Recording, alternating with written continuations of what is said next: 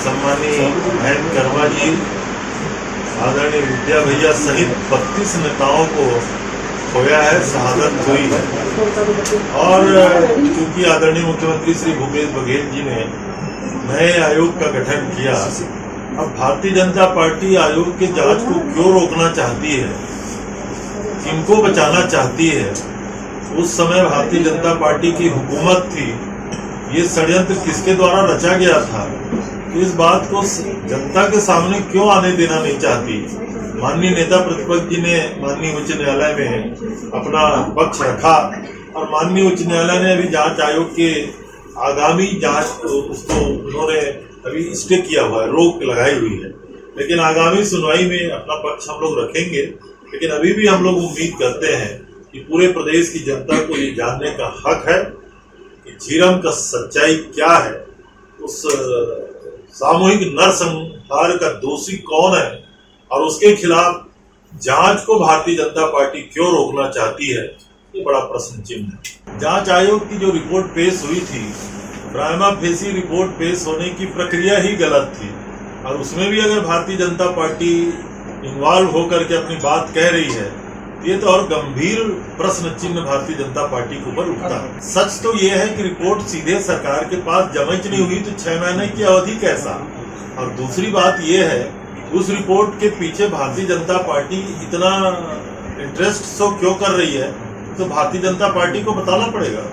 देश में वर्तमान में जो परिस्थितियां हैं उसको लेकर के कांग्रेस ने एक राष्ट्रीय स्तर की चिंतन शिविर 13, 14 और 15 मई को उदयपुर में आयोजित किया है।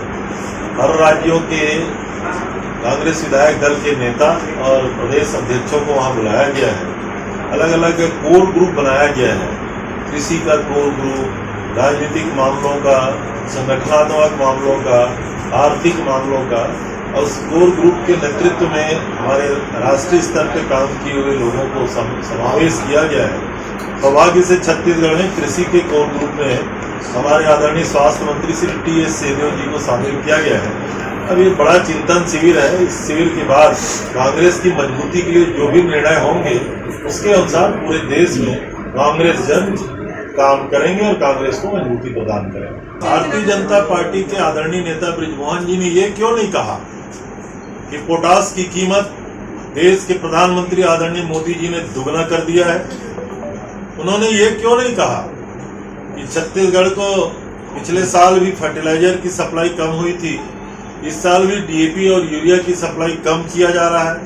उन्होंने ये क्यों नहीं कहा कि लगातार फर्टिलाइजर की कीमतों में वृद्धि केंद्र सरकार कर रही है, उसका दोषी प्रधानमंत्री जी है और केंद्र सरकार हमको केमिकल फर्टिलाइजर नहीं देगी, हमारा वर्मी कंपोस्ट हम खेतों में पहुंचाएंगे। हमारा सौभाग्य है कि 11 लाख क्विंटल छत्तीसगढ़ के किसानों के खेतों में हमने पहुंचा दिया है।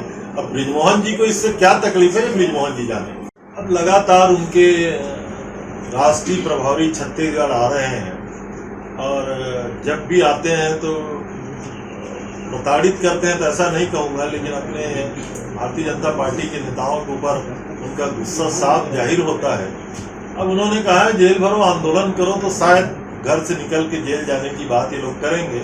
पर मैं ऐसा नहीं समझ पा रहा हूँ कि भारतीय जनता पार्टी कोई संगठित होकर के छत्तीसगढ़ में कोई आंदोलन कर पाने में सफल हो। माननीय उच्च न्यायालय में न केवल परसा कोल ब्लॉक, जितने भी कोल ब्लॉक के आवंटन की कार्रवाइयाँ हो रही हैं, वहाँ के लैंड एक्विजिशन के लिए जो मामले उच्च न्यायालय में लंबित थे, अब आज ही एक फैसला आया है परसा कोल ब्लॉक में, उसको माननीय उच्च न्यायालय ने खारिज कर दिया। आशा ये है कि कोल ब्लॉक खुलने का रास्ता लगभग साफ हो गया।